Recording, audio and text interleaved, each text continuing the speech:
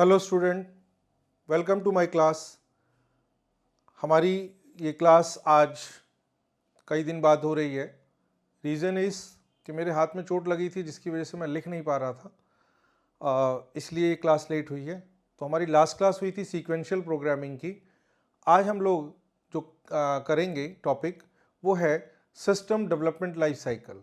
होना तो चाहिए डिसीजन कंस्ट्रक्ट, लेकिन मैं उससे पहले सिस्टम डेवलपमेंट लाइफ साइकिल ले रहा हूँ, क्योंकि जो आप प्रोग्रामिंग करने जा रहे हैं, सॉफ्टवेयर डेवलपमेंट सीखने जा रहे हैं, उस सॉफ्टवेयर डेवलपमेंट को किस तरह से क्या क्या स्टेप से परफॉर्म किया जाता है उसको हमें जानना बहुत ज़रूरी है। क्योंकि जब तक हम SDLC नहीं जानेंगे तब तक हम सॉफ्टवेयर डेवलपमेंट के सारे स्टेप्स को अच्छी तरह से नहीं जान पाएंगे। हम सिर्फ कोडिंग सीख पाएंगे, सिर्फ कोडिंग। और सिर्फ कोडिंग कम ऑर्गेनाइजेशन के अंदर नहीं होती है, पूरा के पूरे स्टेप्स में काम करना पड़ता है आपको। कौन कौन लोग उस स्टेप्स में काम करते हैं वो सब भी हम अब आज जानेंगे। तो चलिए स्टार्ट करते हैं हमारी क्लास SDLC, जिसकी फुल फॉर्म है सिस्टम डेवलपमेंट लाइफ साइकिल। ठीक है, सिस्टम डेवलपमेंट लाइफ साइकिल। अब लाइफ साइकिल वर्ड से आपको पता लग ही रहा है कि कुछ एक प्रोसेस की बात हो रही है जो स्टार्ट होगा और स्टार्ट होके एंड तक की बात होगी। जैसे हम ह्यूमन बीइंग की एक लाइफ साइकिल की बात करते हैं कि एक बच्चे का बर्थ होता है, वो बड़ा होता है, एक मिडिल एज में आता है, ओल्ड होता है और उसके बाद उसकी डेथ हो जाती है। तो बर्थ से लेकर डेथ तक उसकी पूरी की पूरी एक लाइफ साइकिल होती है जिसमें वो अलग अलग वेरियस फंक्शन परफॉर्म करता है, जिसमें उसकी एजुकेशन हो गई, बड़ा हो गया, पढ़ना लिखना, शादी करना, बच्चे होना, और उसके बाद वो सारे प्रोसेस एक लाइफ साइकिल में आ जाते हैं। इसी तरह से हमारा जो सॉफ्टवेयर डेवलप होता है वो फ्रॉम द स्टार्टिंग पॉइंट, जब हमें वो सॉफ्टवेयर की डेवलपमेंट का ऑर्डर मिला, हमें एक रिक्वेस्ट मिली कि ये सॉफ्टवेयर डेवलप करना है, तो उसके उस स्टार्टिंग पॉइंट से लेकर और सॉफ्टवेयर की इंप्लीमेंटेशन तक, कि जब वो सॉफ्टवेयर बनकर हमारे क्लाइंट के पास वो सॉफ्टवेयर रन होना शुरू हो गया, काम करना शुरू हो गया, तो उस बीच में पूरा प्रोसेस क्या होगा, that is our system development life cycle. तो SDLC क्या है? It is a process, it is a process to complete the software development from the starting point to the implementation.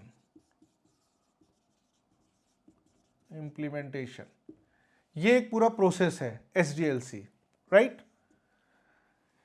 कि जो स्टार्टिंग पॉइंट से start हो रहा है, जहां से हम अपना काम करना शुरू करेंगे, और उसकी इंप्लीमेंटेशन तक कि जब वो सॉफ्टवेयर कंप्लीटली डेवलप होकर क्लाइंट के सिस्टम पर काम करना प्रॉपरली शुरू कर देगा। तो वही इसी प्रोसेस को हम बोल रहे हैं SDLC। अब इसके अंदर SDLC में एक वर्ड आ रहा है सिस्टम, राइट? सिस्टम। तो सबसे पहले क्वेश्चन ये उठता है कि हम तो सॉफ्टवेयर की बात कर रहे हैं, बट यहां पर तो सिस्टम की बात हो रही है। What is system? तो सिस्टम क्या है यहां पर? It is a group of component, work together. ठीक है, एक कंपोनेंट्स हैं बहुत सारे जो आपस में मिलकर एक साथ काम कर रहे हैं, और उसी प्रोसेस को हम कहते हैं सिस्टम। जैसे आपने गवर्नमेंट के बारे में भी सुना है कि हम उसको सिस्टम कहते हैं। अक्सर लोगों को कहते सुना होगा जो ये कहते हैं कि हमारे इंडिया में गवर्नमेंट सिस्टम बहुत ही बेकार है। तो गवर्नमेंट सिस्टम क्या है? Government system is a collection of various departments. जैसे डिफेंस एक डिपार्टमेंट हो गया, हमारा फाइनेंस एक डिपार्टमेंट हो गया, हमारा ट्रांसपोर्ट एक डिपार्टमेंट हो गया। इस तरह से ये सारे डिपार्टमेंट्स मिलकर एक प्रॉपर फंक्शन परफॉर्म करते हैं जो कि उस कंट्री के पीपल्स के लिए होता है। तो उसी को हम यहाँ पर सिस्टम कह रहे हैं। इसी तरह से हमारा जो सॉफ्टवेयर डेवलप हो रहा है इसको भी हम सिस्टम कह रहे हैं। इसी तरह से हम अपने कंप्यूटर को भी सिस्टम कहते हैं। अक्सर आपने अपने कॉलेज में या स्कूल में या जहाँ भी आप पढ़ रहे हैं वहाँ पर आपने सुना होगा लैब के अंदर टीचर्स को ये कहते हुए कि सिस्टम्स के साथ छेड़खानी मत कीजिए या सिस्टम को प्रॉपर रखिए। सिस्टम पर पैर मत मारिए, सिस्टम पर हाथ मत इस तरह से मत कीजिए, सिस्टम को उस तरह से मत कीजिए, इस तरह की अक्सर बातें आपने वर्ड सिस्टम सुना होगा। तो सिस्टम क्यों कहा जा रहा है? क्योंकि सिस्टम वहां पर भी वेरियस कंपोनेंट्स ऐड हो रहे हैं। और कौन कौन से वेरियस कंपोनेंट्स हैं? आपका सीपीयू है, आपका वहां पे कीबोर्ड है, माउस है, राइट, मॉनिटर है, प्रिंटर है, ये सारी की सारी चीजें मिलकर आपके लिए काम कर रहे हैं एक साथ। तो वो जो अचीवमेंट आपकी हो रही है काम कंप्लीट करने की, उसको हम एक सिस्टम कह रहे हैं। उसको हम कंप्यूटर नहीं कह रहे, हम कंप्लीट एक सिस्टम कह रहे हैं। तो सिस्टम बेसिकली क्या हुआ? It is a group of component work together. Work together किस लिए? To achieve some goal, to achieve some goal. और गोल हमारा क्या है? कंप्यूटर पे अपना काम करना। आप कोई लेटर टाइप कर रहे हैं, आप कोई गाना सॉन्ग प्ले करना चाह रहे हैं, आप कोई मूवी देख रहे हैं, आप कुछ प्रोग्रामिंग कर रहे हैं, कुछ प्रोग्राम लिख रहे हैं, वो सारा आपका एक गोल है। उस गोल को करने के लिए हमें अपने बहुत सारे कंपोनेंट्स को यूज करके काम करना पड़ रहा है। तो इसलिए हम उसको सिस्टम कह रहे हैं। यहां पर हमारा जो सिस्टम है वो सिस्टम क्या है? सिस्टम हमारा वेरियस प्रोग्राम्स हैं। सॉफ्टवेयर डेवलपमेंट में हमारे जो सिस्टम है वो सिस्टम क्या है? It is a various program. ठीक है, वेरियस प्रोग्राम, उसी को हम यहां पर सिस्टम कह रहे हैं। उन सारे प्रोग्राम्स को आपस में कनेक्ट करके काम करना इज योर सिस्टम। ठीक है, जैसे मैंने पहले भी एग्जांपल लिया टिकट रिजर्वेशन का। तो टिकट रिजर्वेशन के अंदर अगर आप एक नई टिकट बुक करा रहे हैं तो एक प्रोग्राम होगा जिसमें आपकी टिकट बुकिंग हो रही होगी, न्यू बुकिंग। इसके अलावा एक प्रोग्राम होगा जिसके अंदर अगर आपने अपने टिकट के प्रोग्राम में कुछ चेंजेस कराने हैं, डेट में चेंज कराना है, या आप अपना शेड्यूल चेंज कर रहे हैं कि आपने जाना ही नहीं है, कैंसिलेशन कराना है, तो आपका एक कैंसिलेशन का होगा। यहाँ पर एक मॉडिफिकेशंस का हो जाएगा कि आप डेट चेंज करा रहे हैं। ठीक है, तो ये अलग अलग प्रोग्राम्स हैं और ये सारे प्रोग्राम्स आपस में मिलकर एक पर्टिकुलर प्रोग्राम के साथ काम कर रहे होंगे जिसे हम मेन प्रोग्राम बोलते हैं। ठीक है, तो ये वेरियस कंपोनेंट्स हुए और ये पूरा क्या हुआ? एक सिस्टम बन गया। ठीक है, तो इसी को हम यहां पर कह रहे हैं सिस्टम। तो सॉफ्टवेयर में जब हम तैयार करते हैं तो सॉफ्टवेयर क्या है? Is a collection of, software is what? Is a collection of program, collection of program, right. तो इन कलेक्शन ऑफ प्रोग्राम को बनाने के लिए जो एक लाइफ साइकिल हो रही है कि कैसे स्टार्ट होगा और कैसे वहां तक एंड तक हम पहुंचेंगे, और उन्हीं की लाइफ साइकिल को पढ़ने के लिए हम यहां पर कर रहे हैं system development life cycle, right. तो चलिए स्टार्ट करते हैं। तो सिस्टम डेवलपमेंट लाइफ साइकिल जो हमारा है किसी भी सॉफ्टवेयर का, उसमें 8 स्टेप्स हैं। 8 स्टेप्स क्या क्या है देखिए। तो सबसे पहला स्टेप है हमारा यहां पर टू अंडरस्टैंड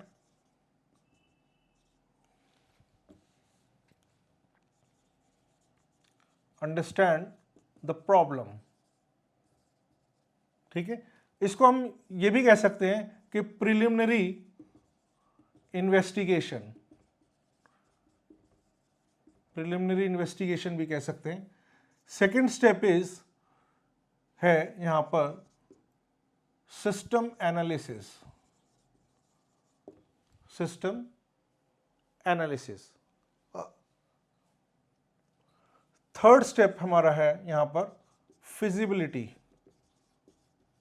फिजिबिलिटी। ठीक है, फोर्थ स्टेप हमारा यहां पर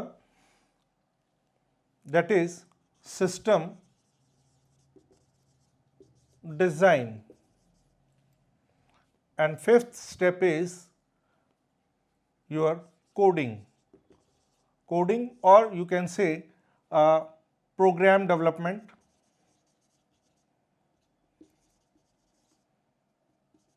development. Sixth step is your testing, right? Seventh step यहां पर है आपका that is implementation, implementation. And the eighth step is your documentation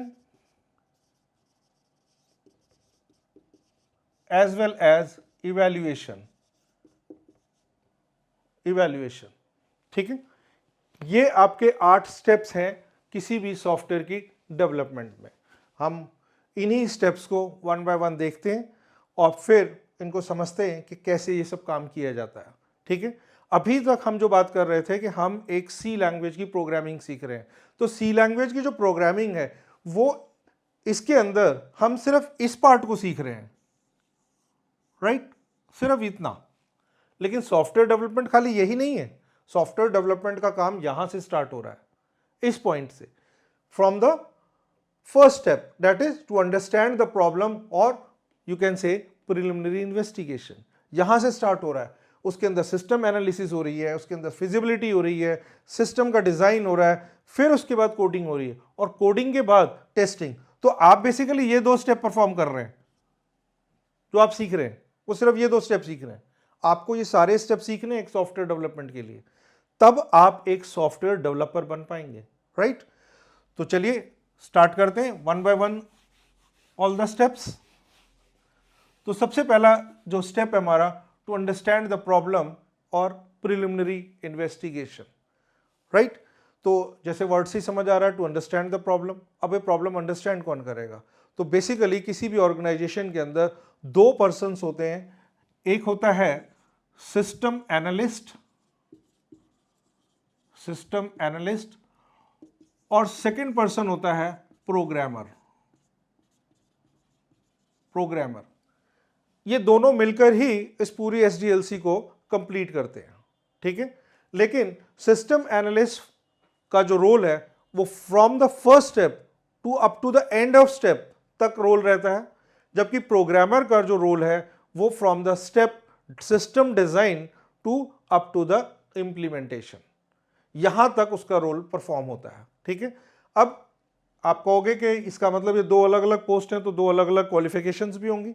नहीं, क्वालिफिकेशन दोनों की वही सेम है कि आपको आईटी फील्ड के अंदर, कंप्यूटर साइंस के अंदर अपना ग्रेजुएशन और पोस्ट ग्रेजुएशन कंप्लीट करना, प्लस सिस्टम एनालिस्ट के लिए आपके पास हार्डवेयर, सॉफ्टवेयर, इन दोनों फील्ड की एक अच्छी अंडरस्टैंडिंग होना बहुत जरूरी है, जहां पर आपको यह पता होना चाहिए कि कौन कौन से हार्डवेयर अवेलेबल हैं, उन हार्डवेयर की स्पेसिफिकेशंस क्या है, वो किस एनवायरनमेंट में काम करेंगे, वो किसी भी एनवायरनमेंट को काम करने के लिए, किसी भी सॉफ्टवेयर के लिए क्या क्या तरह की हार्डवेयर की रिक्वायरमेंट पड़ेगी, वो सारी की सारी इंफॉर्मेशन सिस्टम एनालिस्ट के पास होनी बहुत ज़रूरी है, ठीक है।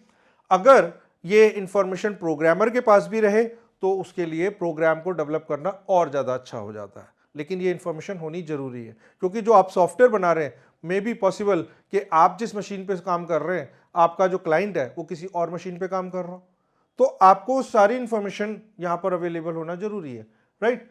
तो पहले तो ये होता था कि programmer should be system analyst and system analyst should be programmer, लेकिन आजकल ऐसा नहीं है। आजकल सिस्टम एनालिस्ट अलग काम कर रहा है, अलग तरह से काम कर रहा है पूरी तरह से, प्रोग्रामर खाली प्रोग्रामिंग का काम कर रहा है, ठीक है, क्योंकि जॉब को डिवाइड कर दिया गया। But system analyst is the top level job of the organization, top level job होती है ऑर्गेनाइजेशन की, क्योंकि मेनली ऑर्गेनाइजेशन के अंदर एक एजेंट का काम करता है ये, for the organization as well as to the client. उन दोनों के बीच में एक एजेंट जैसा, एक कड़ी की फॉर्म में काम करता है सिस्टम एनालिस्ट, ठीक है, जबकि प्रोग्रामर कभी क्लाइंट को इंटरफेस नहीं करता है, राइट। तो चलिए आगे चलते हैं, सबसे पहले स्टेप पर आते हैं, और यहां पे हमारा जो काम है वो सिस्टम एनालिस्ट का है, जो कि काम है टू अंडरस्टैंड द प्रॉब्लम और प्रिलिमिनरी इन्वेस्टिगेशन। हम मान के ये चलते हैं कि हमारी ऑर्गेनाइजेशन जिसमें हम काम कर रहे हैं उसको एक सॉफ्टवेयर बनाने का ऑर्डर मिलता है, एक रिक्वेस्ट मिलती है कि क्लाइंट की तरफ से कि हमें एक सॉफ्टवेयर डेवलप करवाना है। तो हमारा सिस्टम एनालिस्ट या फिर हमारा प्रोग्रामर, अगर छोटी ऑर्गेनाइजेशन है तो सिस्टम एनालिस्ट का रोल भी प्रोग्रामर ही करेगा, ठीक है।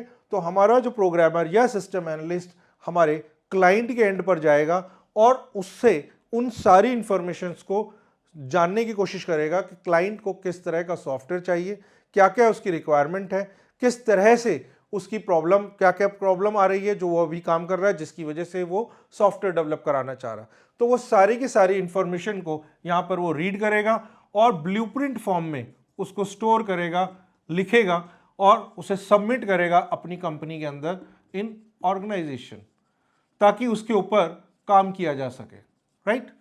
ये उसकी एक मीटिंग होगी, 1 से 2 या 3 मीटिंग होगी अपने क्लाइंट के साथ विद सिस्टम एनालिस्ट और द प्रोग्रामर, राइट। तो ये जो सबसे पहला काम है, टू अंडरस्टैंड द प्रॉब्लम और प्रिलिमिनरी इन्वेस्टिगेशन। तो जैसे मैंने भी आपको पहले भी बोला है प्रोग्रामिंग की क्लास में कि आपको सबसे पहले जब आपको प्रोग्राम मिलता है, write a program for this this this, तो आपको सबसे पहले समझना क्या है, उस प्रोग्राम की प्रॉब्लम को समझना है कि आपको उस प्रॉब्लम में मिला क्या है, क्या चीज दिया गया है, आपको क्या करने को कहा गया है। तो जब तक आप वो नहीं समझ पाएंगे तब तक आप प्रोग्रामिंग के उस प्रोग्राम को लिख नहीं पाएंगे, राइट। तो यहां पर भी हमारा यही काम है, टू अंडरस्टैंड द प्रॉब्लम और प्रिलिमिनरी इन्वेस्टिगेशन।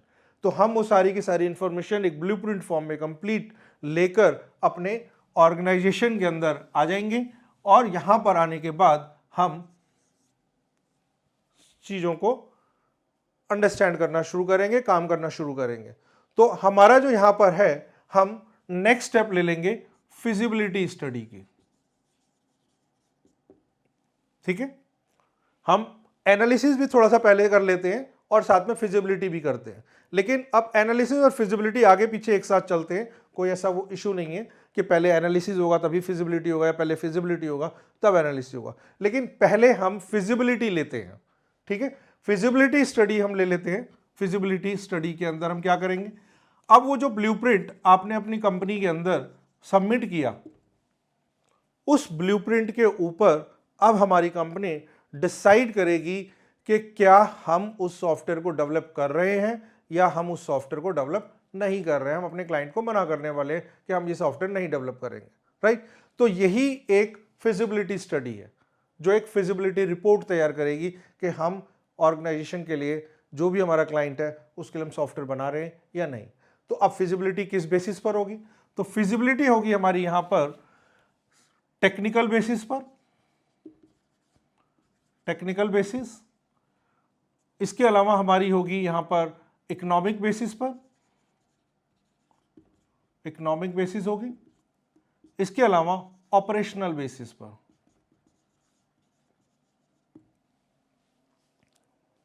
ठीक है, ऑपरेशनल बेसिस पर। तो यहां पर टेक्निकल बेसिस के अंदर हम सबसे पहले तो ये देखेंगे, जो हमने ब्लूप्रिंट लिया था अपने क्लाइंट से, कि हम जो सॉफ्टवेयर उसको देने वाले हैं, क्या उसके लिए उसके पास हार्डवेयर की ऑलरेडी अवेलेबिलिटी है या नहीं है। अगर वो हार्डवेयर की अवेलेबिलिटी है तो कितनी है, किस तरह की है, क्या वो हमारे सॉफ्टवेयर जो हम उसको बनाकर देने वाले हैं उसके कंपैटिबल में रहेगी या नहीं रहेगी। और अगर नहीं रहेगी तो उसको हम बताएंगे कि हमने ये आपको हार्डवेयर खरीदना पड़ेगा, तो क्या वो उस हार्डवेयर को परचेज करने के लिए रेडी है हमारा क्लाइंट। अगर यस है तो हमारी टेक्निकल बेसिस पर फिजिबिलिटी यस काउंट हो जाएगी। और अगर नहीं है, क्लाइंट हमारा कहता है कि भाई हम जो हमारा हार्डवेयर है हम उसी में काम करेंगे, उसके अलावा हम हार्डवेयर को चेंज नहीं करेंगे, तो आपको डिसाइड करना पड़ेगा कि क्या उस हार्डवेयर के साथ आप काम कर सकते हैं, आपका सॉफ्टवेयर उस पर चलेगा या नहीं चलेगा। अगर नहीं चलेगा तो आप उसको उसी वक्त डिनाई कर देंगे कि हम इसमें आगे काम नहीं कर सकते, तो आपकी SDLC वहीं पे स्टॉप हो जाएगी, ठीक है। लेकिन फिलहाल हम मान के चलते हैं कि हमारा टेक्निकल जो बेसिस है वो ओके है, ठीक है। देन नेक्स्ट हमारा आ जाता है economic basis. Economic basis is that is cost benefit. और किस कॉस्ट बेनिफिट किसके किसके, क्लाइंट के बेसिस पर भी और हमारी ऑर्गेनाइजेशन के बेसिस पर भी, दोनों के बेसिस पर देखेंगे हम कि क्लाइंट बेसिस पर भी वो हमारे लिए होना चाहिए और ऑर्गेनाइजेशन बेसिस पे। ऑर्गेनाइजेशन बेसिस पे मतलब कि हम जो सॉफ्टवेयर बना रहे हैं, हमने जो रेट कोट किया है, क्या वो रेट हमारा क्लाइंट पे करने के लिए तैयार है या नहीं। इसी तरह से क्लाइंट क्या जो रेट उसको कोट होके मिला है उस पर वो एग्री करता है, उसको कोई प्रॉब्लम नहीं है। आगे अगर किसी तरह की फिजिबिलिटी है जिसमें हम ये बोलने वाले हैं कि हो सकता है कि अगर आप कुछ चेंजेस करें तो आपकी कॉस्ट और थोड़ी सी बढ़ जाएगी, इस तरह के अगर आप चेंजेस करेंगे, तो क्या उस फिजिबिलिटीज के लिए हमारा क्लाइंट रेडी है? तो अगर वो रेडी है तो हम आगे बढ़ेंगे, अगर वो रेडी नहीं है तो हम उसी चीज़ को वहीं पर स्टॉप करेंगे, क्योंकि अल्टीमेटली ऑर्गेनाइजेशन काम किस लिए कर रहा है? प्रॉफिट के लिए। अगर उस ऑर्गेनाइजेशन को सॉफ्टवेयर बनाकर प्रॉफिट नहीं मिल रहा है तो वो उस चीज़ को नहीं करेंगे, परफॉर्म नहीं करेंगे, राइट।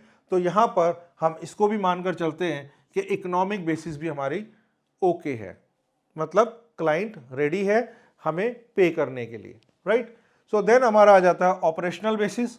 ऑपरेशनल बेसिस मीन्स कि हम अब ये चेक करेंगे कि जो सॉफ्टवेयर हम बनाने जा रहे हैं क्या उसके लिए हमारे पास सब चीज़ की अवेलेबिलिटी है। सब चीज़ की अवेलेबिलिटी लाइक हमारे पास हार्डवेयर अवेलेबल है, हमारे पास सॉफ्टवेयर अवेलेबल है, और हमारे पास मैन पावर अवेलेबल है या नहीं, राइट।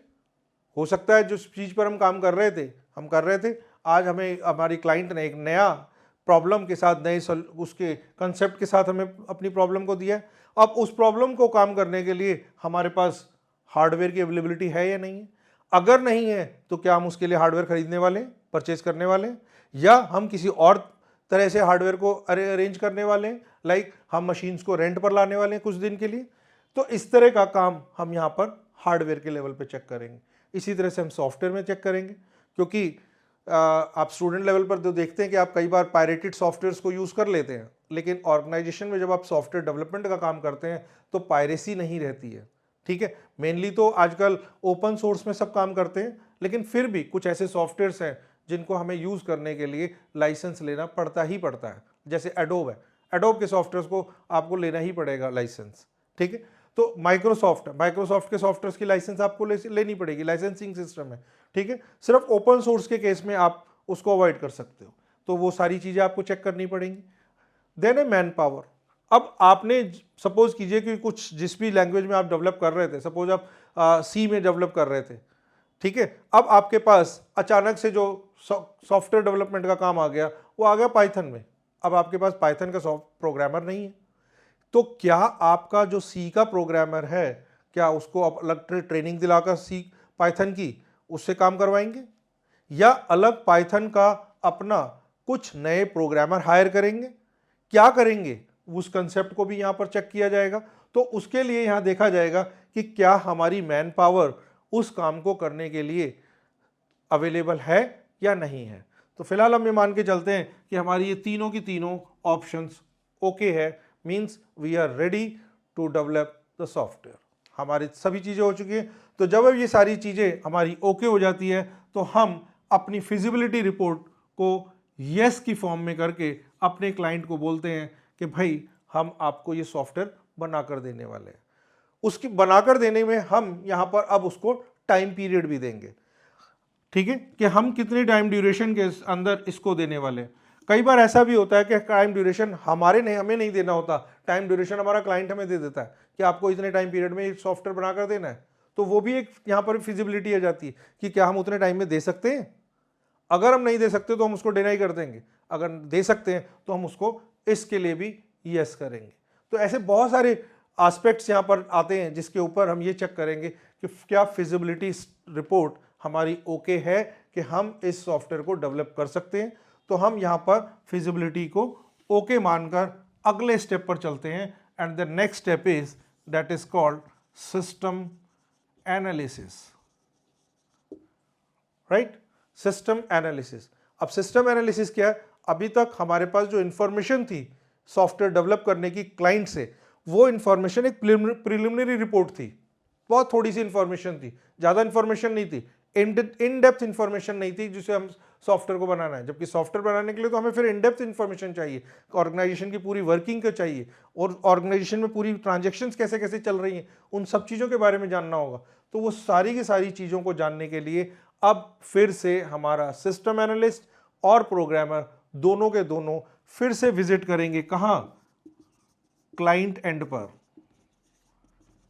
क्लाइंट के पास जाएंगे, क्लाइंट के ऑर्गेनाइजेशन में जाएंगे, और वहां जाकर फिर से सारी चीज़ों का इंफॉर्मेशन कलेक्ट करेंगे। और वो इंफॉर्मेशन कलेक्ट कैसे होगी?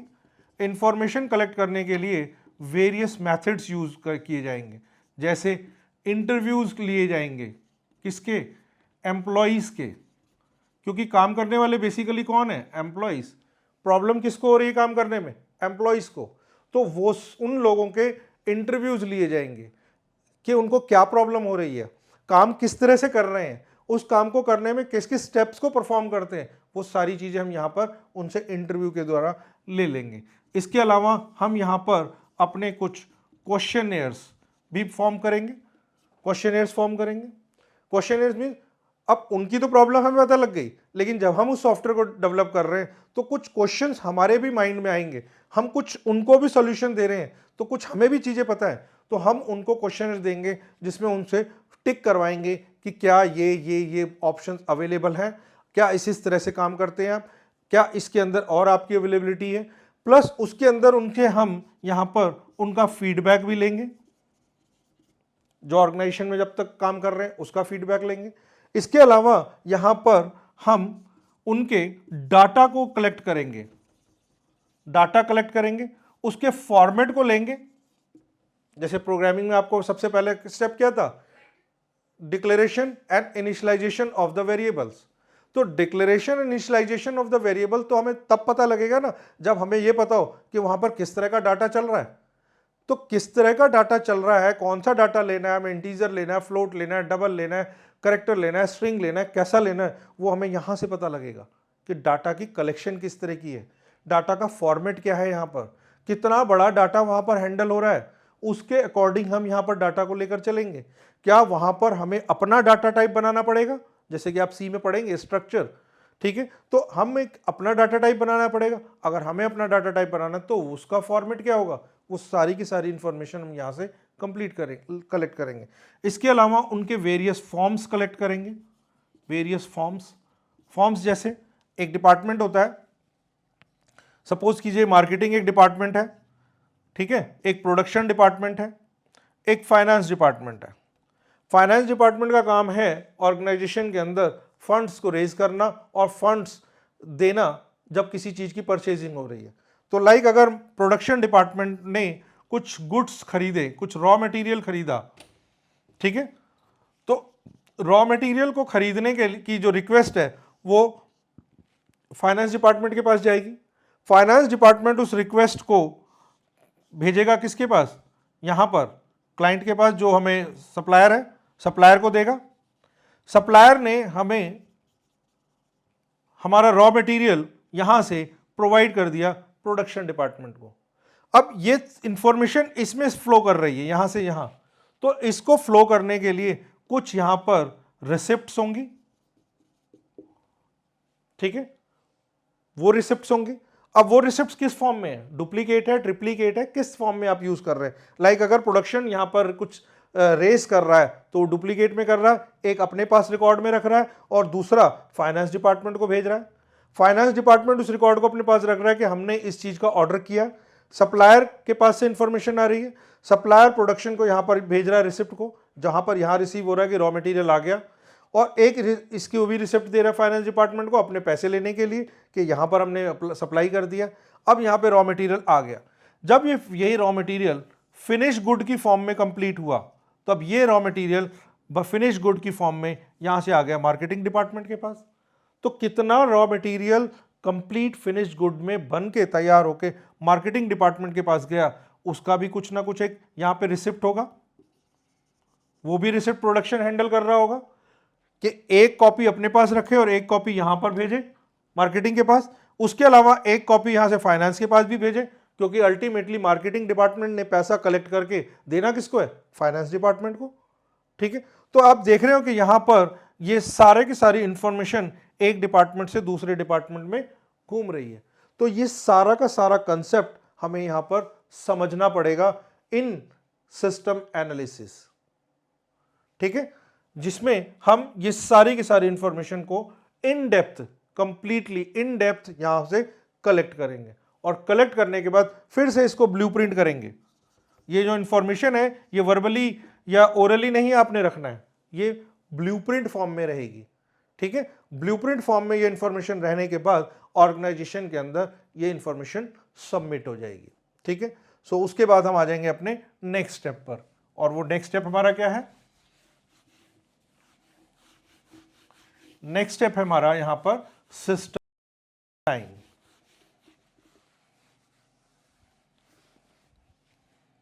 Next step is system design, ठीक है। अब हमारे पास पूरी इन डेप्थ इंफॉर्मेशन है कि कैसे क्या हमें उस जो प्रॉब्लम्स हैं उन प्रॉब्लम्स का सॉल्यूशन देना है। तो यहां पर हमारे प्रोग्रामर और सिस्टम एनालिस्ट आपस में मिलकर बैठेंगे, मीटिंग करेंगे, फाइंड आउट करेंगे प्रॉब्लम का सॉल्यूशन कि हमारे क्लाइंट को क्या सॉल्यूशन देना ठीक रहेगा, और उस सॉल्यूशन को यहां पर नोट किया जाएगा और एक प्रोटोटाइप तैयार किया जाएगा। प्रोटोटाइप क्या है? एक मॉडल है। मॉडल तैयार किया जाएगा कि जो हमारे क्लाइंट का सॉफ्टवेयर बनना है वो किस तरह के मॉडल पर काम करेगा, और उस मॉडल के अंदर हमारे कितने प्रोग्राम्स होंगे, किस किस तरह की चीज़ें होंगी, क्या क्या यूज़ होगा, हमारी जो प्रोग्राम की डेवलपमेंट होगी वो कैसी होगी, टॉप टू डाउन होगी या डाउन टू टॉप अप्रोच होगी। Down to top approach means हम सॉफ्टवेयर के अंदर, जैसे मान लीजिए कि ये एक मेन प्रोग्राम है, मेन प्रोग्राम के अंदर हमारे पास मल्टीपल प्रोग्राम्स हैं इस तरह से, like program 1, program 2, program 3 and program 4, और इस मल्टीपल प्रोग्राम के अंदर भी यहाँ पर हमारे पास मल्टीपल प्रोग्राम्स हैं, ठीक है, इस तरह से।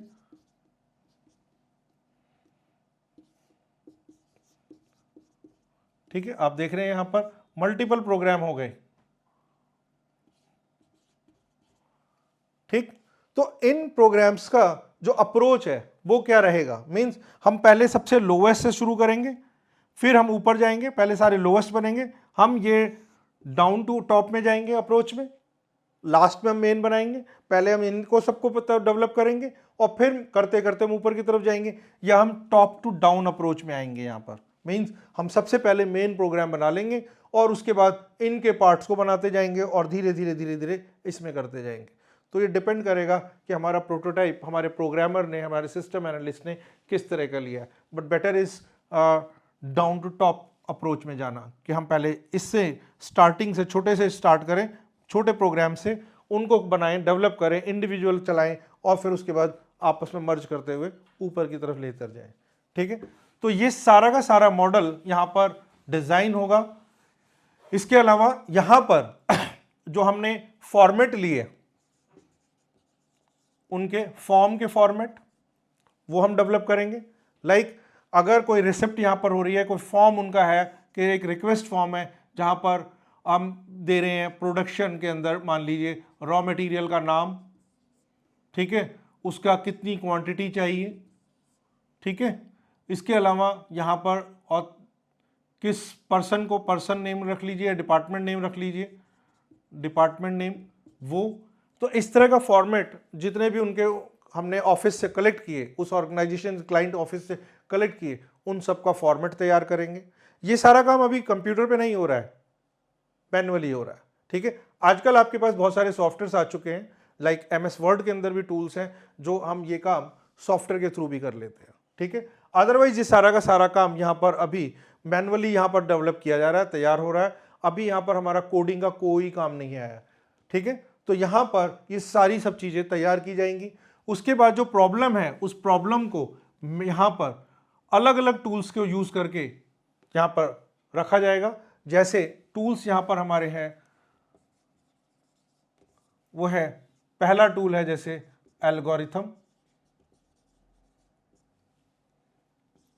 फ्लो चार्ट,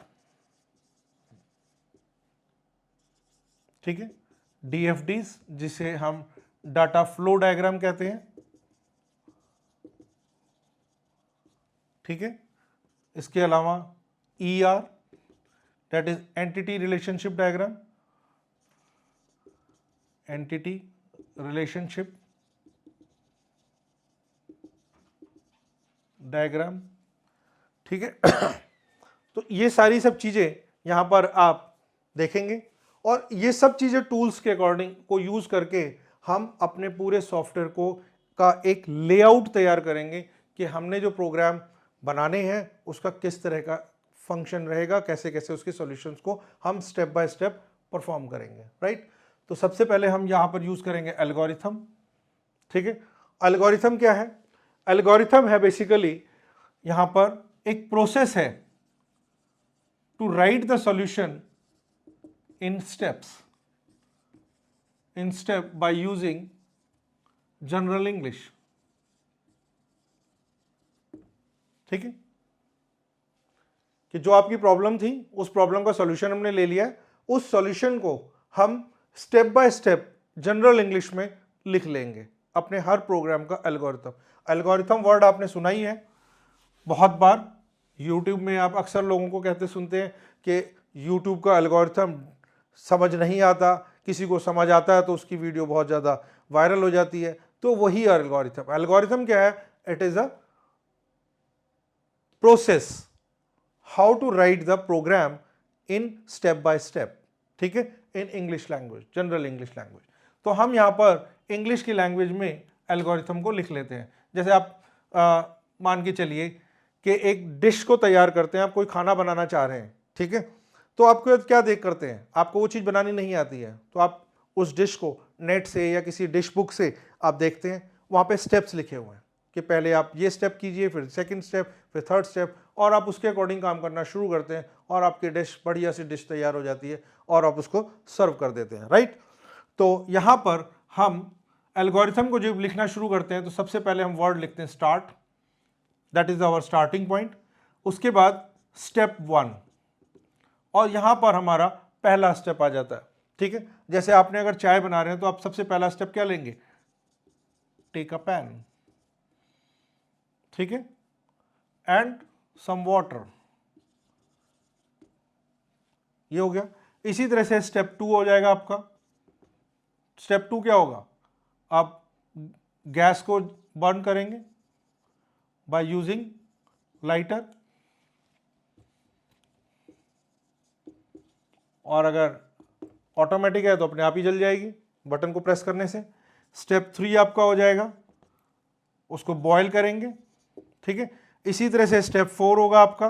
तो जो जितने भी स्टेप होंगे, अब आपकी जब चाय बन जाएगी तो यहाँ पे स्टेप लास्ट आपका जो भी नंबर का स्टेप होगा वो आ जाएगा, और यहाँ पर आप क्या करेंगे? सर्व द टी, ठीक है। तो इसके बाद यहाँ पर एंड आ जाएगा। मीन्स ये अगर स्टेप्स आप यूज करें तो आप चाय बनाना सीख जाएंगे, ठीक है। तो इसी प्रोसेस को हम कहते हैं एल्गोरिथम। एल्गोरिथम इंग्लिश लैंग्वेज में लिखा जाता है, पूरी सॉल्यूशन को हम step by step English language में लिख रहे हैं, ठीक है। अब इसकी ज़रूरत क्या है? देखिए, कई बार क्या होता है कि आप अपना काम कर रहे हैं किसी कंपनी के अंदर और आप जॉब चेंज कर लेते हैं, ठीक है। आपने जॉब चेंज कर लिया, कोई दूसरा पर्सन आया, आपने जो काम किया था आपने अगर एल्गो की फॉर्म में, एल्गोरिथम की फॉर्म में नहीं किया, डायरेक्ट कोडिंग करनी शुरू कर दी है। अब आपकी कोडिंग अगर उस पर्सन को समझ नहीं आ रही, तो जो कोडिंग जिस प्रोग्रामर ने लिखा, अब जो नया प्रोग्रामर आया उसे वो कोडिंग नहीं समझ में आ रही है, तो वो काम कैसे करेगा? तो उस केस में हम यहाँ पर एल्गोरिथम्स रखते हैं कि आपकी कोडिंग से पहले एल्गोरिथम लिखी होगी, सॉल्यूशन लिखा होगा, और उसके अकॉर्डिंग यहाँ पर काम किया जाएगा। तो अगर उसको कोडिंग नहीं भी समझ आ रही तो वो एल्गोरिथम को पढ़ेगा इंग्लिश लैंग्वेज में, जो उसको समझ आएगी, और इंग्लिश लैंग्वेज में उसको समझ लेगा कि एक्चुअली ये प्रोग्राम क्या काम कर रहा है और मुझे उस प्रोग्राम पर आगे क्या काम करना है, ठीक है। तो this is the benefit of the algorithm. लेकिन इसकी कुछ डिसएडवांटेजेस भी है। डिसएडवांटेजेस यही है कि ये एक टाइम कंज्यूमिंग जॉब है, ठीक है। It's a time consuming job, but it makes a clarity in the program, ठीक है। यही आपको मैंने फर्स्ट जब हमने प्रोग्राम किया था सीक्वेंशियल प्रोग्रामिंग का, तब मैंने आपको एक ऑप्शन बताया था कमेंट का, ठीक है। कमेंट, दो तरह के कमेंट बताए थे, सिंगल लाइन कमेंट और एक बताया था आपको मल्टी लाइन कमेंट, ठीक है। जो मैंने आपको हर प्रोग्राम के आगे लिखकर बताया था, अगर आपको याद नहीं है तो आप उस वीडियो पे वापस जाकर चेक कर सकते हैं। तो आपको बताया था हर प्रोग्राम के आगे एक कमेंट लगाकर लिख दिया था कि ये कोडिंग क्या कर रहा है, अगर आपको नहीं समझ में आता तो आप उसको समझ के पता लग जाता है कि इस लाइन का मीनिंग क्या है। तो इसी तरह से हम यहाँ पर एल्गोरिथम्स लिख लेते हैं, ठीक है। सो ये हुआ हमारा एक टूल। सेकेंड टूल हमारा है यहाँ पर, that is flow chart. Flow chart, अब फ्लो चार्ट क्या है? ये एक सिंबॉलिक डायग्रामेटिक प्रोग्राम है, सिंबॉलिक डायग्राम है, diagram for the solution of the program, ठीक है। किसके बेसिस पे? On the basis of your algorithm, on the basis of algorithm. अब आप कहेंगे जब हमने सॉल्यूशन को एल्गोरिथम में लिख लिया तो फिर इस सिंबॉलिक डायग्राम की क्या जरूरत है? भाई सिंपल सी बात है, इंग्लिश बहुत लोगों को आती है, ठीक है, लेकिन आप देखते हो हर पर्सन की जो इंग्लिश की वोकेबलरी है वो डिफरेंट है। किसी की वोकेबलरी बहुत ज़्यादा स्ट्रांग है, जैसे मिस्टर शशि थरूर, आपने उनकी इंग्लिश सुनी होगी। कुछ लोगों की इंग्लिश बड़ी सिंपल होती है, सारी बातें क्लियर समझ में आती है, कोई आपको डिक्शनरी उठाने की ज़रूरत नहीं पड़ती है। लेकिन अब वहीं पर आपको शशि थरूर जैसे पर्सन की अगर इंग्लिश सुनने के बाद आपको डिक्शनरी उठा के चेक करना पड़ेगा कौन से सब वर्ड का क्या मीनिंग था भाई जो उन्होंने बोला, ठीक है। तो यहाँ पर अगर एल्गोरिथम कुछ ऐसे पर्सन ने लिख दिया कि कुछ ऐसे वर्ड्स यूज कर लिए जो आपको समझ नहीं आ रहे, तो जब समझ नहीं आ रहे तो आप सोल्यूशन कैसे कंप्लीटली लिखेंगे? नहीं लिख पाएंगे। तो उसी प्रॉब्लम को अवॉइड करने के लिए हमारे पास यहां पर है सिंबॉलिक डायग्राम। दूसरा, ये फास्ट अंडरस्टैंडेबल होता है, ये हमें बहुत जल्दी समझ में आता है, ठीक है। जैसे आपने देखा सिंबॉलिक लैंग्वेजेस होती है जो रोड पर रोड साइंस लगे होते हैं, आपको अगर लिखा हुआ हो तो पढ़ने में थोड़ा टाइम लग जाता है, लेकिन जो आपके सिंबॉलिक रिप्रेजेंटेशंस हैं स्पीड ब्रेकर का, स्कूल अहेड का, इस तरह के, वो आपको सिंबल देखते समझ आ जाता है फटाफट कि वो क्या लिखा हुआ है, ठीक है। उसी तरह से यहाँ पर हमारे पास सिंबॉलिक डायग्राम्स हैं जिनको हम यूज करते हैं यहाँ पर सॉल्यूशन को राइट करने के लिए। अब वो डायग्राम में क्या क्या है देखिए, यहाँ पर हमारे पास है लाइक स्टार्ट के लिए हम इस तरह का बॉक्स या फिर इस तरह का ओवल शेप स्टार्ट और एंड के लिए यूज करते हैं, ठीक है, ये हो गया। इसके अलावा हमारे पास यहाँ पर इनपुट के लिए ये बॉक्स है पैरेललोग्राम फॉर्म में, दिस इज फॉर इनपुट, इसको भी लिख देते हैं स्टार्ट, ठीक है। ये इनपुट के लिए है कि आपको जब किसी वैल्यू की इनपुट करनी है, फॉर्म बनाया आपने, वैल्यू इनपुट करानी है, तो इनपुट के लिए हम ये मेंशन करेंगे, ठीक है। इसी तरह से हमारे पास प्रोसेस के लिए ये हमारे पास रेक्टेंगुलर बॉक्स है, ये प्रोसेस बॉक्स है, लाइक सिंगल प्रोसेस। जैसे आप लिखते हैं एक process statement C is equal to A+B, तो C is equal to A+B लिखने के लिए आप ये बॉक्स लेंगे और इस बॉक्स के अंदर हम C is equal to A+B लिख देंगे, अपने आप इजीली समझ में आ जाएगा कि ये प्रोसेस का काम कर रहा है, ठीक है। इसके अलावा हमारे पास ये एक सिंबल होता है डायमंड शेप में जिसे हम कहते हैं डिसीजन बॉक्स, या डिसीजन सिंबल कह दीजिए या डिसीजन बॉक्स कह दीजिए, ठीक है। कि डिसीजन अगर लेना है तो हमें ये करना है, तो अगला हमारा जो टॉपिक होगा डिसीजन कंस्ट्रक्ट, उसमें हम इस बॉक्स को यूज करेंगे, ठीक है। इसके अलावा हम एरो को यूज करते हैं, ठीक है। एरो यूज होती है for flow of data, flow of data के लिए, कि हमारा डाटा कैसे एक प्रोसेस, एक बॉक्स से दूसरे बॉक्स की तरफ फ्लो कर रहा है, लाइक स्टार्ट से इनपुट की तरफ जा रहा है, इनपुट से प्रोसेस की तरफ जा रहा है, प्रोसेस से डिसीजन में जा रहा है, डिसीजन से वो वापस एंड की तरफ जा रहा है या और किसी प्रोसेस में जा रहा है। तो ये कुछ टूल्स हैं जिनको हम यूज़ करते हैं। इसके अलावा भी बहुत सारे टूल्स हैं जो आगे आप जब पढ़ेंगे तब यूज़ करेंगे, जैसे फाइल्स का हो गया, डायरेक्टरी का हो गया, आपका डाटा टाइप डाटा का हो गया, लाइक इस तरह से आप डाटा के स्टोरेज का एक मिल जाता है आपको, ठीक है, डाटाबेस के लिए हो गया। तो इस तरह के सिंबल्स को हम यूज़ करते हैं अलग अलग काम के लिए, ठीक है। So this is our tool flow chart, ठीक है। इसके अलावा हम यहाँ पर DFDs यूज़ करते हैं। DFDs अगेन इन्हीं तरह के टूल्स को यूज़ करके डाटा का फ्लो डायग्राम बनाया जाता है। जैसे हमने एक डिपार्टमेंट ले लिया, हमारा मार्केटिंग डिपार्टमेंट हो गया, एक हमारा यहाँ पर प्रोडक्शन डिपार्टमेंट हो गया, ठीक है। इसी तरह से फाइनेंस हो गया, फाइनेंस हमारा एक एचआर डिपार्टमेंट भी हो गया यहाँ पर, ठीक है। अब ये सारे डिपार्टमेंट आपस में मिलकर एक दूसरे से काम कर रहे हैं। लाइक प्रोडक्शन फाइनेंस को डाटा सेंड कर रहा है, प्रोडक्शन मार्केटिंग को भी डाटा सेंड कर रहा है, मार्केटिंग फाइनेंस को डाटा सेंड कर रहा है, ठीक है। मार्केटिंग यहाँ से क्लाइंट के पास डाटा भेज रहा है जो माल बेचने के लिए, ठीक है। ये सारा का सारा इंफॉर्मेशन यहाँ से भी और यहाँ से भी और यहाँ से भी, इन सब की इंफॉर्मेशन आ रही है। लाइक कौन सी इंफॉर्मेशन? एम्प्लॉय की इंफॉर्मेशन, ठीक है, उसकी ट्रेनिंग की इंफॉर्मेशन, उसकी रिक्रूटमेंट की इंफॉर्मेशन, उसकी रिटायरमेंट की इंफॉर्मेशन, उस सारी की सारी इंफॉर्मेशन कहाँ पर होगी? इस एचआर डिपार्टमेंट में। उसका सैलरी का, सैलरी डेवलप होने का, सैलरी रिसिप्ट का, ठीक है, वो सारी की सारी इंफॉर्मेशन यहाँ पर हो रही है। तो ये एक डाटा का फ्लो डायग्राम भी बनेगा कि कौन सा डाटा किस फॉर्मेट में यहाँ से एक दूसरे डिपार्टमेंट को फ्लो कर रहा है। तो हमें जब सॉफ्टवेयर बनाएंगे तो आपस में इन सबको लिंक करना पड़ेगा, सारी सब चीज़ों को, तभी तो ये काम करेगा। तो यहाँ पर एक मेन सॉफ्टवेयर हमारा बनेगा जो इन सबको आपस में कंबाइन करके रखेगा, ठीक है, that is the main, right. तो इस तरह से ये हमारा एक डाटा फ्लो डायग्राम भी बनेगा। इसी तरह से हम वहां पर जो मैंने आपको बताया था एक एंटिटी रिलेशनशिप, यहाँ पर रिलेशनशिप भी का भी बनेगा कि कौन सी चीज़ किसके ऊपर डिपेंडेंट रहेगी, किस चीज़ पर डिपेंडेंट नहीं रहेगी। जैसे employ is dependent on department. अब मान लीजिए एक डिपार्टमेंट हमने प्रोडक्शन खत्म कर दिया, हम प्रोडक्शन अब कर ही नहीं रहे, हम प्रोडक्शन बाहर से करवाएंगे, आउटसोर्स करेंगे, मतलब हम माल परचेज करेंगे, मार्केटिंग कराएंगे, तो हमारे पास फाइनेंस भी चाहिए और पर्सनल भी डिपार्टमेंट चाहिए, दैट इज एचआर डिपार्टमेंट। तो हमारा 3 डिपार्टमेंट से काम हो रहा है, हमने एक डिपार्टमेंट निकाल दिया प्रोडक्शन वाला।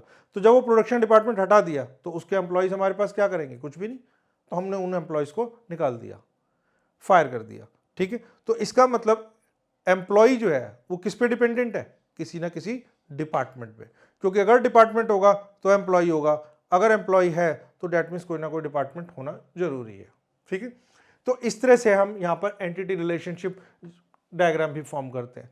तो एंटिटी रिलेशनशिप और डीएफडी ये आप पढ़ेंगे MIS में, that is called management information system.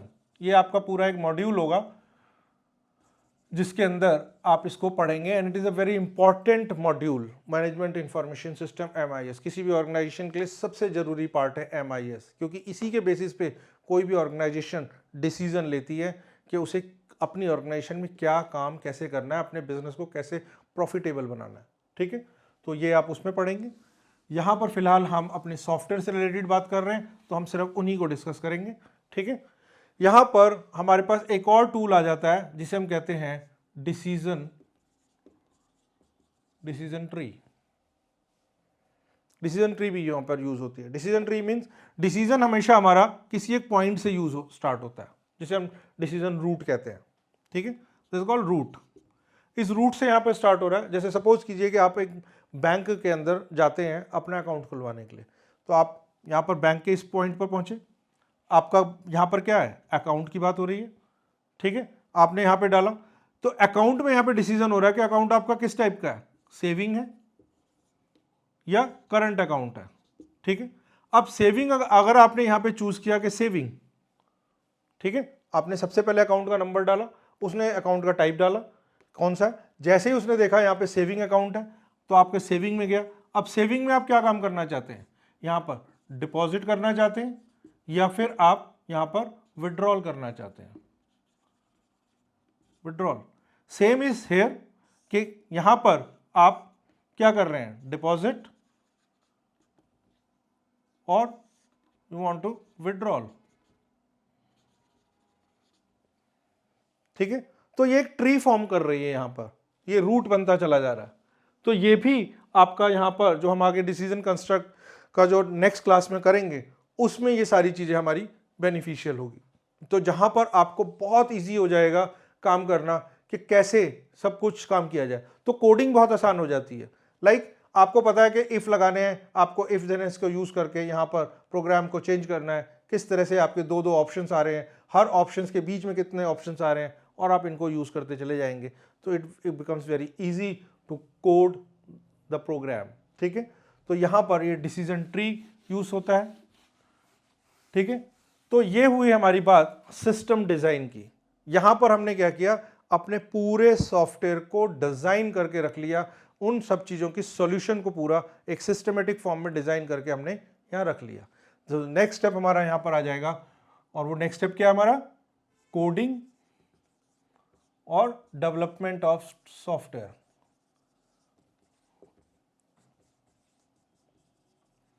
या इसको प्रोग्रामिंग कह लीजिए आप, कोडिंग या प्रोग्रामिंग जो भी आप।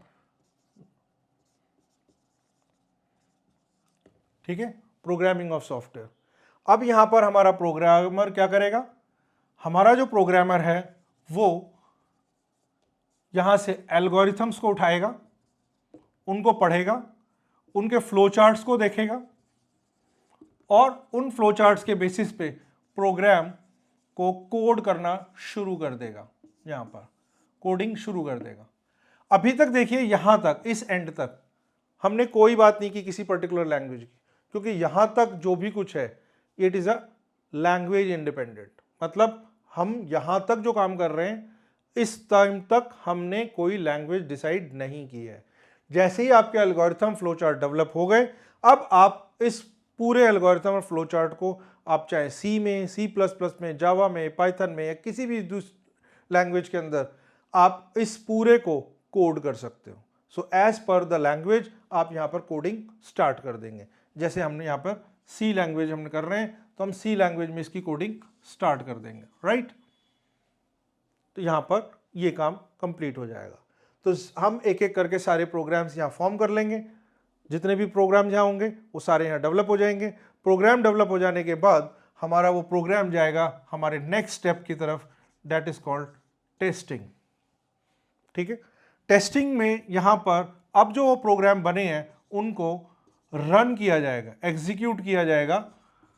एग्जीक्यूट करके यहाँ देखा जाएगा कि वो प्रोग्राम क्या प्रॉपरली रिजल्ट प्रोवाइड कर रहे हैं, प्रॉपरली रिजल्ट दे रहे हैं या नहीं।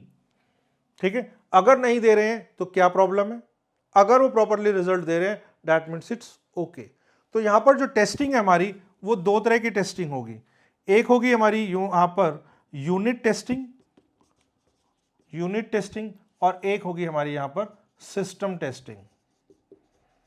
ठीक है, यूनिट टेस्टिंग और सिस्टम टेस्टिंग। यूनिट टेस्टिंग के अंदर इंडिविजुअल प्रोग्राम को चेक किया जाएगा। इंडिविजुअल प्रोग्राम मतलब एक एक प्रोग्राम को यहां पर चेक किया जाएगा, इंडिविजुअल प्रोग्राम टू एग्जीक्यूट।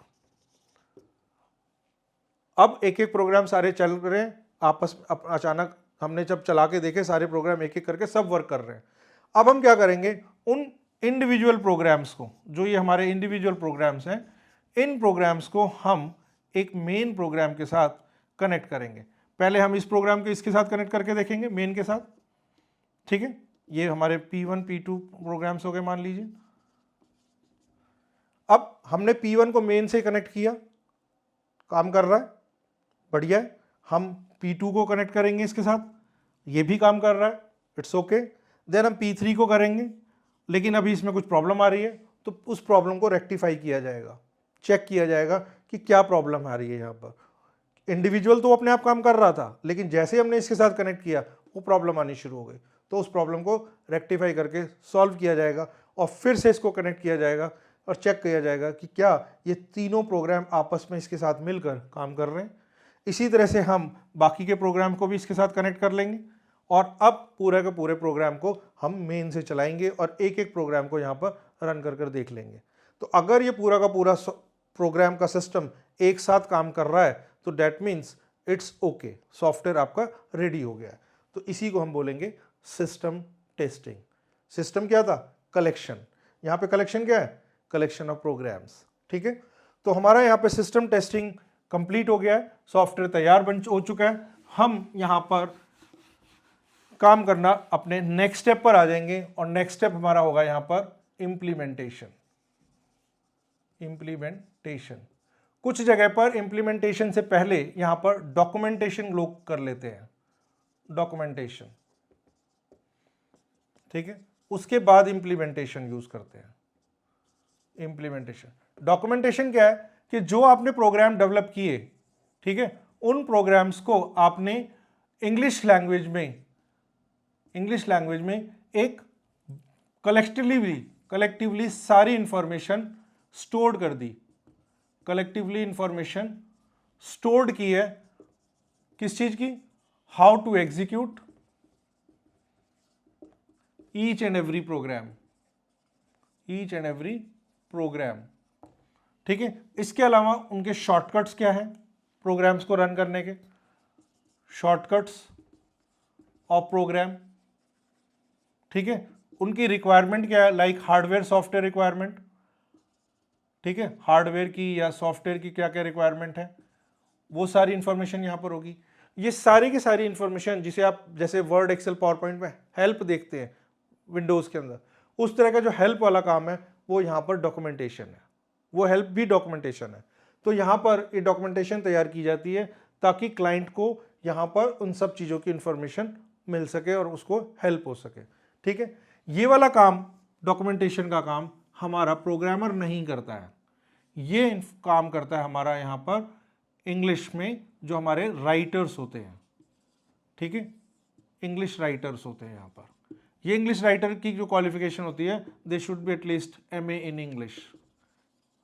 इन लोगों को भी सॉफ्टवेयर इंडस्ट्री के अंदर हायर किया जाता है for writing this documentation program, ठीक है। सो डॉक्यूमेंटेशन कंप्लीट होने के बाद हमारा नेक्स्ट स्टेप आ जाता है इम्प्लीमेंटेशन।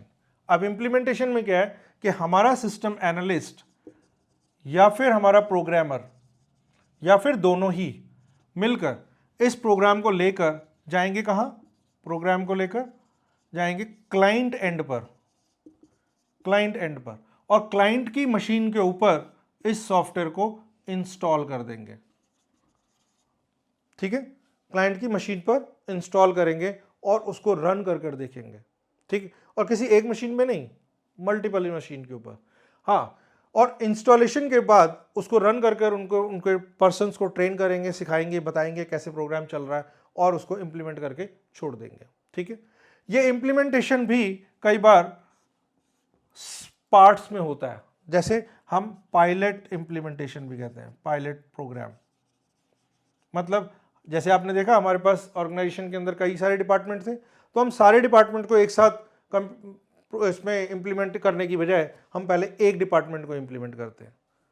लाइक हमने प्रोडक्शन को कर दिया, या हमने फाइनेंस को कर दिया, या हमने मार्केटिंग को कर दिया, किसी एक डिपार्टमेंट को। अब उसके अंदर हमने इंप्लीमेंट करने के बाद देखा कि क्या क्या प्रॉब्लम्स आ रही हैं, उनके क्या क्या सॉल्यूशंस हमें देने हैं, और वो सब कुछ को हैंडल कर लिया। जब एक डिपार्टमेंट प्रॉपरली वर्क करना शुरू कर देता है तो हम दूसरे डिपार्टमेंट की तरफ फिर मूव करते हैं और धीरे धीरे करके हम सारे पूरी ऑर्गेनाइजेशन को कंप्यूटराइज कर देते हैं अपने सॉफ्टवेयर के थ्रू, ठीक है। सो इसी को हम बोलते हैं complete implementation of the software, ठीक है। उसके बाद हमारा नेक्स्ट आ जाता है यहां पर मेंटेनेंस। मेंटेनेंस मतलब अगर क्लाइंट ने कुछ और रिक्वायरमेंट हमें दी है उसी सॉफ्टवेयर के अंदर कि भाई इसके अंदर कुछ और चेंजेस कर दीजिए, तो हम उसका पार्ट फिर से यहाँ पे करते हैं। तो बेसिकली जो सिस्टम डेवलपमेंट लाइफ साइकिल है हमारी, जो हम SDLC की बात कर रहे हैं, वो एक लाइफ साइकिल की फॉर्म में मूव करती रहती है। तो सबसे पहले हमारा क्या यहां पर आया, जैसे हमने देखा प्रिलिमिनरी इन्वेस्टिगेशन, मतलब हमारे पास एक रिक्वेस्ट आई है क्लाइंट की तरफ से, हमने उसको भेजा किसके पास, हमारे प्रोग्रामर या फिर सिस्टम एनालिस्ट गया, उसने क्या किया यहां पर, उसने यहां पर फिजिबिलिटी को चेक किया, फिजिबिलिटी चेक हुई, फिजिबिलिटी के बाद यहां से गया सिस्टम एनालिसिस के लिए, ठीक है। सिस्टम एनालिसिस के बाद हमने उसको दिया सिस्टम डिजाइन के लिए, राइट, सिस्टम डिजाइन के बाद वो गया यहां पर कोडिंग के लिए, कोडिंग से गया टेस्टिंग के लिए, टेस्टिंग से गया यहाँ पर इम्प्लीमेंटेशन के लिए, इम्प्लीमेंटेशन, ठीक है, और इम्प्लीमेंटेशन से गया यहाँ पर किसके लिए, मेंटेनेंस के लिए, मेंटेनेंस के लिए, ठीक है। यहीं पर अगर कोई किसी तरह की कोई प्रॉब्लम अराइज हुई तो वो फिर से यहां से गया किसके, सिस्टम एनालिसिस के लिए, सिस्टम डिजाइन पर आया यहां पर, और फिर से ये एक साइकिल मूव होनी शुरू हुई, ठीक है, इस तरह से। यहीं पर हम एक फीडबैक भी ले लेते हैं, फीडबैक का भी काम हो जाता है। तो अगर किसी तरह की फीडबैक में कोई प्रॉब्लम है तो यहां से फिर से एनालिसिस के पास, और फिर यहां से सिस्टम डिजाइन, और इस तरह से पूरी लाइफ साइकिल मूव करती रहती है, ठीक है। कई बार ये डायरेक्ट सिस्टम एनालिसिस पे भी जा सकता है और ये फिजिबिलिटी पर भी जाकर यहां से इस तरह से आ सकता है। It depend upon the size of the organization, ठीक है। तो इस तरह से ये पूरी की पूरी एक लाइफ साइकिल हमारे सॉफ्टवेयर की चलती रहेगी, जिसे हम बोलते हैं SDLC, system development life cycle, ठीक है। So this is your SDLC। अब हम एक काम करते हैं, हम एक छोटा सा प्रॉब्लम लेते हैं जो हमने अपने पिछली क्लास के अंदर एक प्रोग्राम किया था। उस प्रोग्राम को हम लेते हैं और यहाँ पे राइट करते हैं in the form of algorithm, in the form of flow chart and coding, कि कैसे हमारा जो प्रोग्रामर है वो एल्गोरिथम फ्लो चार्ट को यूज़ करके कोड कर सकता है, ठीक है। तो हमने एक पीछे की क्लास में एक प्रोग्राम लिया था, स्वैप और exchange the value of two variables by using third variables. तो उसी को करके देखते हैं। तो देखिए, हम एल्गोरिथम लेते हैं, तो हम सबसे पहले लिखेंगे यहाँ पे स्टार्ट, देन स्टेप 1। स्टेप 1 में हमारा क्या था, हम सबसे पहले यहाँ पर इनिशियलाइज और डिक्लेयर करेंगे वेरिएबल्स को, ठीक है। तो हमारे पास यहाँ पे 3 वेरिएबल हमने लिए थे। हम यहाँ पे डाटा टाइप लिखने की जरूरत नहीं है, आप सिर्फ टाइप लिख दीजिए, लाइक नंबर, किस क्या क्या variable, A, B and C, ठीक है। इवन आपको कॉमा, सेमीकोलन जैसी चीजें लगाने की जरूरत नहीं, क्योंकि वो सेमीकोलन आपका लैंग्वेज रिस्ट्रिक्टेड है, ठीक है। यहां पर एल्गोरिथम में सेमीकोलन लगाने की जरूरत नहीं है। अगर आप C लिख रहे हैं तब आप सेमीकोलन लगाइए, ठीक है। तो ये हो गया स्टेप 1। देन स्टेप 2, स्टेप 2 में input the values in variable A and B, ये इनपुट हो जाएगा। देन उसके बाद step 3, process.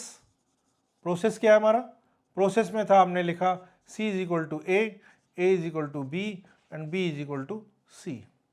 Then step 4, step 4 is output the result, और वो क्या है, output the value of swapped data is A and B, ये हो जाएगा, ये हमारा मैसेज हो जाएगा एक तरह का। और उसके बाद एंड, ठीक है। तो ये हमारे उस प्रोग्राम का एक एल्गोरिथम है जो इंग्लिश की फॉर्म में हमने लिख दिया है, तो बहुत आसानी से समझ आ रहा है, ठीक है। इसी को अब हम फ्लो चार्ट में यूज करके देखेंगे, जो हमने सिंबल्स पढ़े। तो स्टार्ट के लिए हमने ये सिंबल लिया था, this is for start. Initialize and declare हमारा प्रोसेस का पार्ट है, तो हमने यहां पर ये ले लिया बॉक्स, ठीक है, जिसमें हमने वेरिएबल डिक्लेयर कर दिए नंबर टाइप के 3 वेरिएबल A, B, C, ठीक है। यहां पर एरो बनाते जाएंगे जो हमारा फ्लो शो करेगा कि कहां से फ्लो कहां जा रहा है, किस बॉक्स को जा रहा है। उसके बाद हमारा नेक्स्ट है input the value in variable A and B, तो यहां पर हमारा इनपुट बॉक्स आ जाएगा। इनपुट बॉक्स हमारा पैरेललोग्राम फॉर्म में था, इस तरह से input values in A and B, ठीक है। उसके बाद हमारा यहां से नेक्स्ट पे जाएगा, that is our process part. तो प्रोसेस का बॉक्स हमारा इस तरह का था, प्रोसेस बॉक्स, जिसमें हमारा आ गया C is equal to A is equal to B and B equal to C. ये हमारा प्रोसेस हो गया। नेक्स्ट स्टेप हमारा आ गया आउटपुट पार्ट। तो आउटपुट के लिए वापस पैरेललोग्राम शेप में यहां किया, आउटपुट द रिजल्ट ब्रैकेट के अंदर swapped value of A and B, ये हो गया। उसके बाद हमारा प्रोग्राम स्टॉप हो गया, तो यहां पर ये एंड। ठीक है, तो आपने देखा जो एल्गोरिथम लिखा उसी एल्गोरिथम का हमने यहां पर फ्लो चार्ट लिख लिया। ठीक है, अब आपको बहुत आसानी से इन सिंबल्स को देख के समझ आ रहा होगा कि कौन सा इनपुट का पार्ट है। लाइक ये हमारा प्रोसेस वाला पार्ट था, ये इनपुट आउटपुट का बॉक्स, ये प्रोसेस बॉक्स, ये इनपुट आउटपुट बॉक्स और ये स्टार्ट एंड एंड के। ठीक है, अब इन्हीं को देखते हुए हमारा जो प्रोग्रामर है वो कोड कर लेगा जिस भी पर्टिकुलर लैंग्वेज में वो कोड करना चाहता है। तो हम सी में करते हैं। चलिए, स्टार्ट हम करते थे हैश इंक्लूड से, stdio.h इंटीजर टाइप मेन लिखकर हम प्रोग्राम को स्टार्ट करते हैं। यहां से प्रोग्राम स्टार्ट हो रहा है। नंबर ABC, नंबर में हम दो तरह के हमारे पास है, इंटीजर एंड फ्लोट। तो हम इंटीजर टाइप ले लेते हैं, integer A, B, C। Then input the value in A and B, तो यहां पर वैल्यू इनपुट करा लेते हैं, printf enter the value in A and B, या enter the value for swap लिख लेते हैं, enter the value for swap. ठीक है, स्कैन ऑफ कर लीजिए, %D, %A, %B। ठीक है, यहाँ तक हो गया। देन प्रोसेस बॉक्स आ जाएगा हमारा, प्रोसेस में आ जाएगा C = A सेमीकोलन। अब यहाँ पे लगाइए सेमीकोलन क्योंकि अब हम C में लिख रहे हैं। ठीक है, ये हो गया। उसके बाद हमारा आ गया आउटपुट रिजल्ट, तो हमने इसको लिखा printf the swapped value is %D and %D, A, B।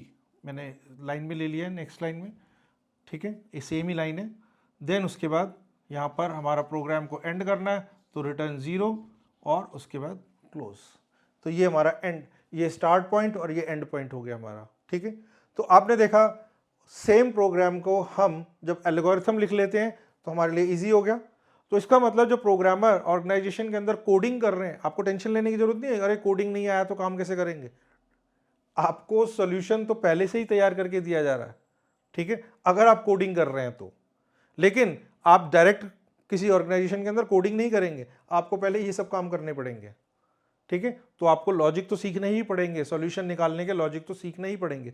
लेकिन जब आप आगे एक्सपीरियंस्ड प्रोग्रामर हो जाते हैं तो आपको ये सॉल्यूशन ऑलरेडी कोई बनाकर देता है, आपको सिर्फ उस सॉल्यूशन को देखकर, लाइक फ्लो चार्ट और एल्गोरिथम्स को देखकर आपको सिर्फ उसको कोड करके लिख कर देना। So it's very easy to work. ठीक है, तो ऐसी कोई टेंशन वाली बात नहीं है, लेकिन आप इसको ईजिली सीख सकते हैं। ठीक है, तो आगे हम कुछ टाइम तक अपने प्रोग्राम्स को जो करेंगे उनके हम एल्गोरिथम और फ्लो चार्ट भी लेकर चलेंगे।